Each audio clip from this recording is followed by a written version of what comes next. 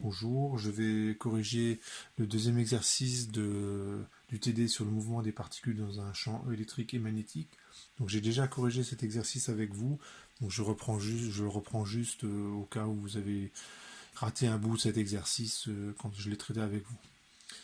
Le cyclotron, c'est un instrument, c'est un appareil qui sert à accélérer des particules chargées et on en trouve dans des labos de recherche principalement de toutes les tailles. Hein, et on en trouve même dans les hôpitaux pour préparer des échantillons, pour faire des analyses, pour traiter les patients. Donc, donc on va étudier cet instrument-là. Il est constitué, donc celui qu'on étudie, c'est le cyclotron de Lagrange. Il est constitué de deux dits en forme de D, dans lequel il y a un champ magnétique, et le rôle de cette partie-là, c'est de faire un demi-tour aux charges et qui sont accélérées dans la partie centrale. Donc la question 1, dans la région 3, on a un mouvement accéléré. Mouvement rectiligne accéléré. Pourquoi? Parce qu'il y a un champ magnétique dans la région 3. Il ressemble à ça. Hein. Dans la région 3, elle est ici. Il y a un champ électrique. Le champ électrique, il permet d'accélérer les particules. Et le champ magnétique, lui, il peut que les dévier. Il peut pas changer la vitesse. Il peut que dévier les particules qui font demi-tour, puis sont réaccélérées dans la zone 3. Donc, pour calculer la vitesse gagnée par l'électron, on utilise un argument énergétique. Donc l'énergie mécanique, elle se conserve, et ça vaut la charge Q fois le potentiel de l'armature, on va dire 1. 1 c'est de ce côté-ci, et 2 c'est de ce côté-là. Donc c'est QV1 plus 1 demi de MV1 carré. Et ce qu'on va dire, c'est que 1 demi de MV1 carré, c'est tout petit. C'est-à-dire qu'au début de l'accélération, l'énergie cinétique, elle est vraiment toute petite. Ça vaut aussi QV2 lorsque ça arrive au niveau de cette armature-là, qui est ici. Les armatures, elles sont respectivement là et là. L'armature 1 et l'armature 2. Et ça fait 1 demi de MV2 carré. Donc je vais négliger l'énergie cinétique initiale devant l'énergie cinétique finale. Et on trouve que V2, c'est 2Q sur M, V1 moins V2. Donc la tension, au début, si c'est des charges positives, V1 doit être plus grand que V2, donc la tension elle doit être une flèche vers la gauche. Et bien sûr, quand l'électron, la charge va revenir dans l'autre sens, il faut entre-temps avoir inversé le champ électrique, donc la tension. Et ici, c'est la UD1, ce qu'ils appellent UD1, D2. Question 2. Quelle est la nature du mouvement dans la zone de champ magnétique? Donc c'est un cercle.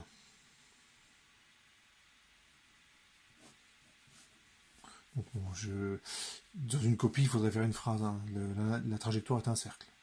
Parce que juste répondre comme ça, c'est un petit peu light. Et on voit les caractéristiques de la trajectoire. Et ben, on va simplement écrire.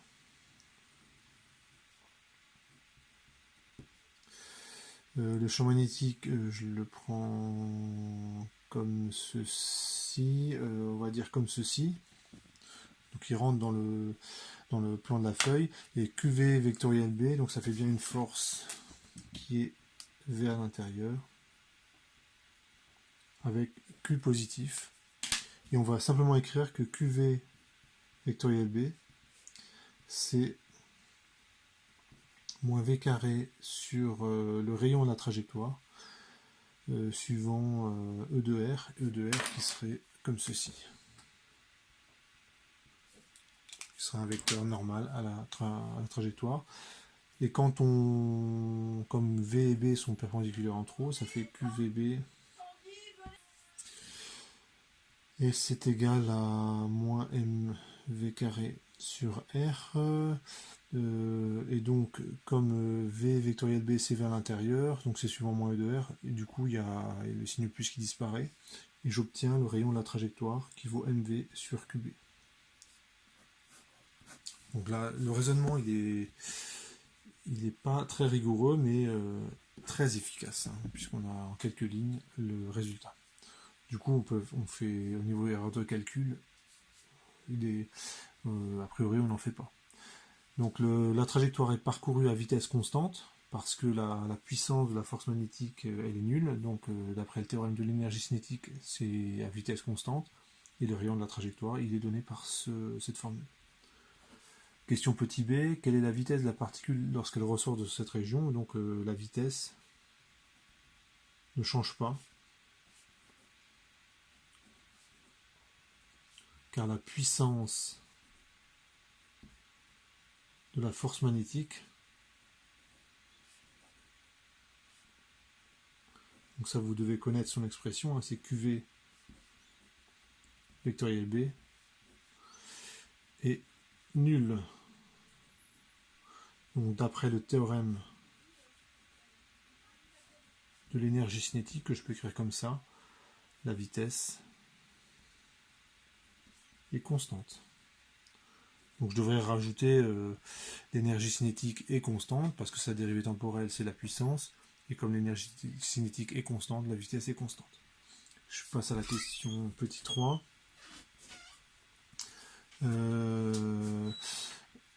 Donc la tension a changé de sens, puisque la particule a fait demi-tour, et on va de nouveau appliquer un argument énergétique. Donc l'énergie mécanique se conserve,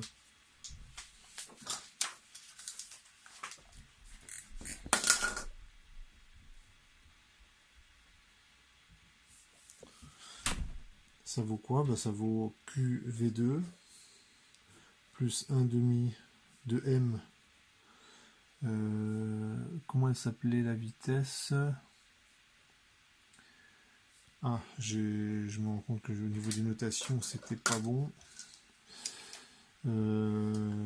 Ici, donc je vais corriger en rouge. Donc c'est V0, là c'est V1. Donc ne pas confondre cet indice-là qui correspond au côté droit ou bien au côté gauche et l'indice de la vitesse qui correspond au nombre d'accélération. Donc là, c'est la vitesse au bout d'une accélération. Donc c'est V1.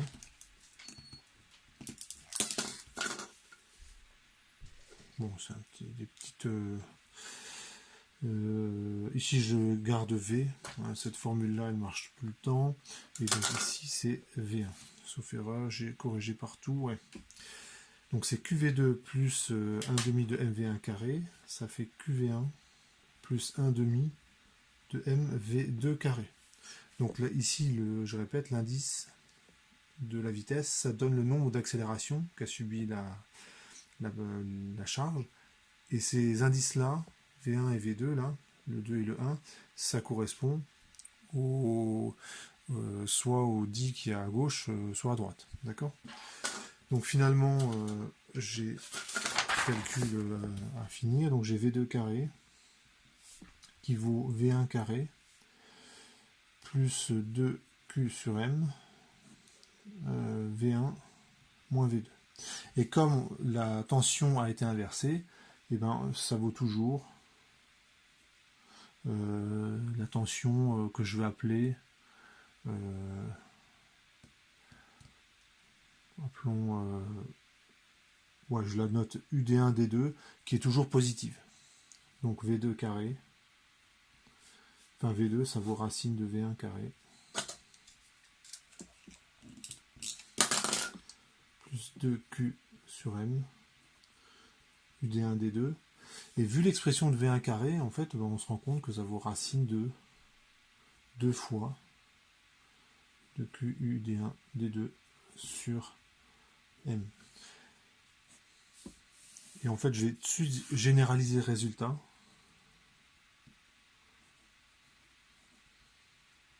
pour n accélération, en fait, j'ai remplacé le 2 par n. Hein. En fait, ce que je vais me rendre compte, c'est que Vn carré, c'est une suite arithmétique. Donc, en fait, vous n'auriez pas de mal à montrer que pour n accélération, la vitesse s'écrit comme ça. Donc, alors, calcule la vitesse VT dans la région, donc ça c'est bon. Dans la partie 1, la particule chargée est de nouveau déviée, fait demi-tour. Donc c'est un cercle, la trajectoire. Donc je réponds à la question. Là aussi, bon, on pourrait rédiger un petit peu plus. 4b. Et on vous demande la durée de cette trajectoire. Donc un demi-cercle à parcourir.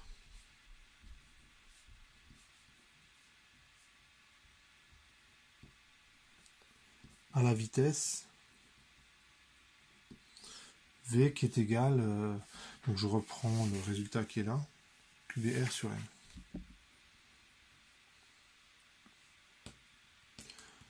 M. QBR sur M, c'est aussi...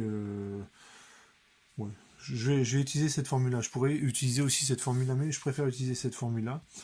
Et donc, je connais la distance à parcourir. Donc, c'est la distance d'un demi-cercle, c'est πr, divisé par la vitesse. Et ça, c'est le temps de parcours. Et ben, ça vaut quoi? Ça vaut, je remplace V par ce que ça vaut. Donc, c'est QBR sur M. Donc, ça fait M, puis sur QB. Et ce que vous remarquez, c'est que le rayon de la trajectoire n'apparaît plus. Donc ça, c'est une constante. Et c'est tant mieux parce que ça veut dire que, quelle que soit la vitesse de la particule lorsqu'elle rentre dans la zone de champ magnétique, elle mettra toujours le même temps pour faire demi-tour. Donc les particules qui commencent à être accélérées ou les particules qui ont déjà été accélérées un grand nombre de fois, elles vont toujours mettre le même temps pour faire le demi-tour. Et ça, c'est bien parce que ça permet de synchroniser les particules entre elles. Si ce temps de parcours dans le l'EDI dépendait de la vitesse, ça aurait été compliqué de synchroniser les particules qui ont déjà beaucoup de vitesse avec les particules qui n'en ont pas beaucoup. Donc ça c'est bien comme résultat. En déduire la fréquence, donc là, ce que vous avez là en fait c'est la demi-période, hein, ça correspond au temps qu'il faut pour inverser la tension, donc la fréquence c'est 1 sur 2t, hein, puisque ça c'est la demi-période, la période complète c'est 2t. Et quand je remplace, ça fait QB sur 2m pi.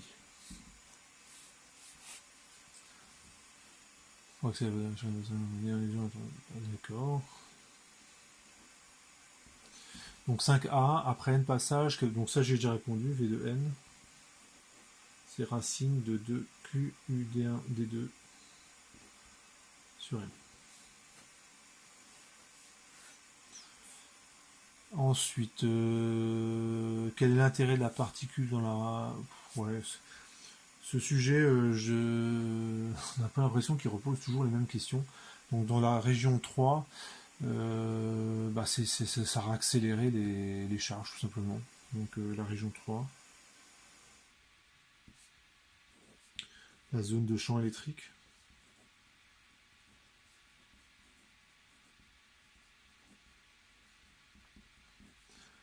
Sert à accélérer les charges.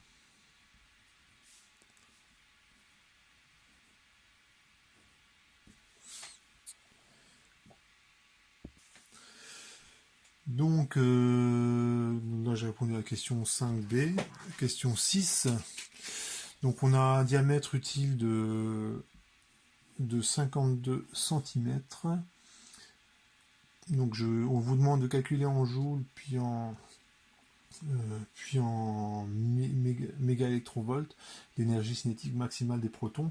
Donc en fait, je vais utiliser le fait que vous avez une charge qui va parcourir une trajectoire de rayon R. Donc on a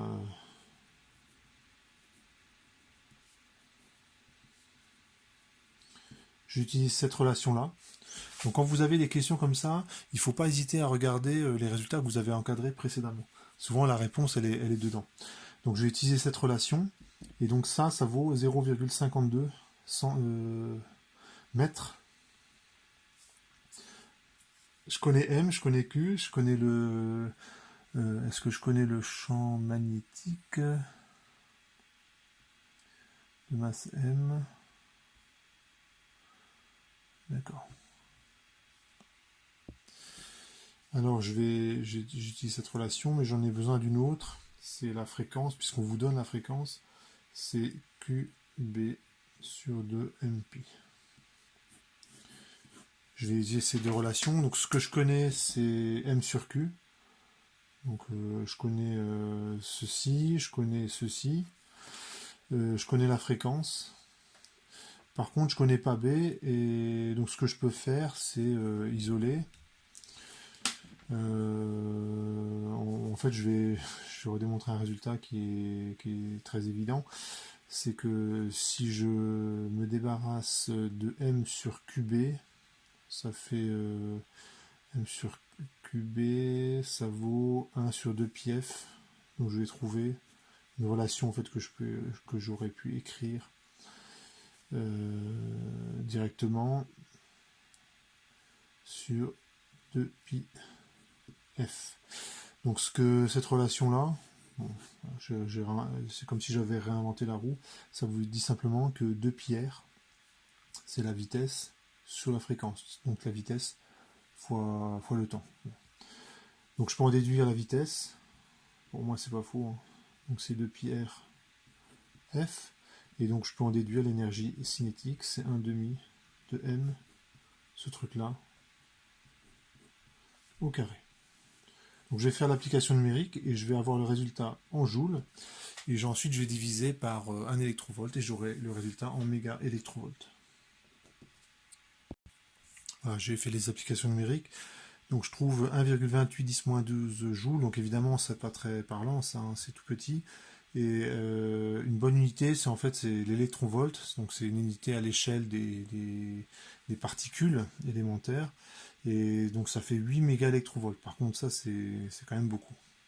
8 mégaélectrovolts. Ensuite, et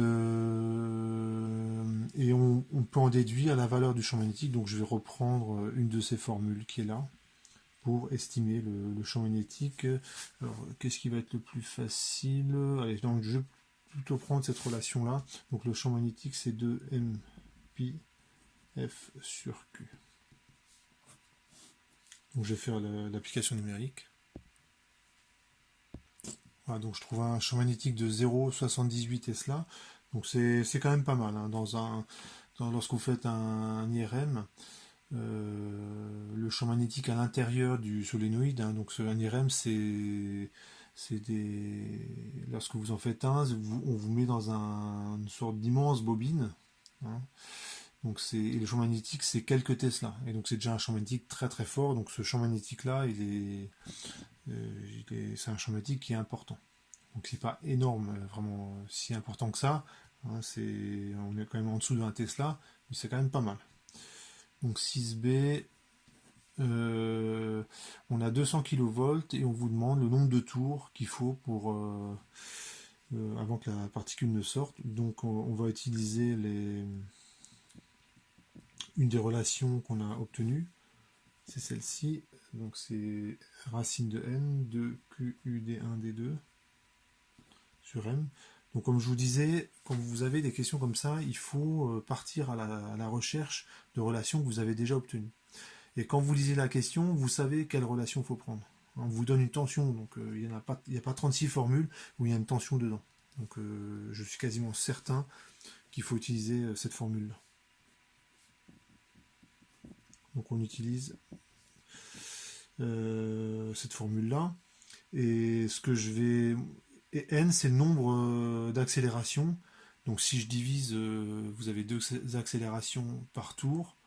Donc ça vous fait, que je dise pas de bêtises. Si je fais un tour complet, non, si je dis des bêtises, ça fait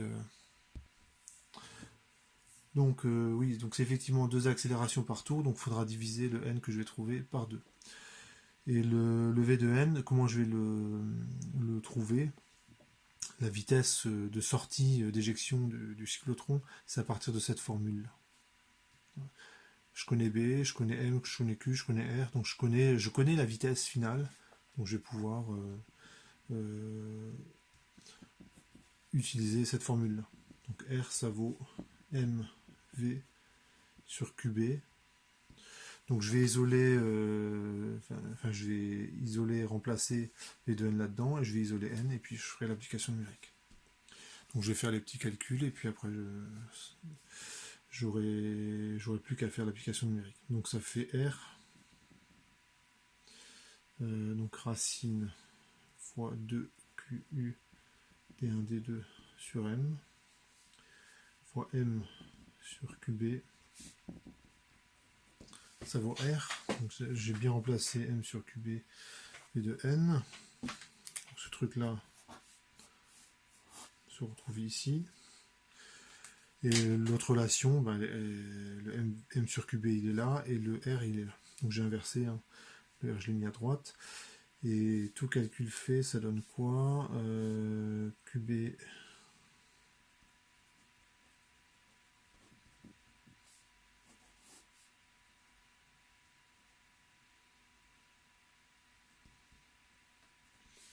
Donc là, il y a une simplification, puisqu'il y a racine de QM à gauche et Q sur M à droite. Donc ça fait N de U D1 D2, ça vaut racine de Q sur M fois R fois B, et ça fait donc Q sur M R carré B carré sur 2 UD1 D2. Donc je vais faire l'application numérique, et puis je vais diviser par 2, et ça me donnera le nombre de tours.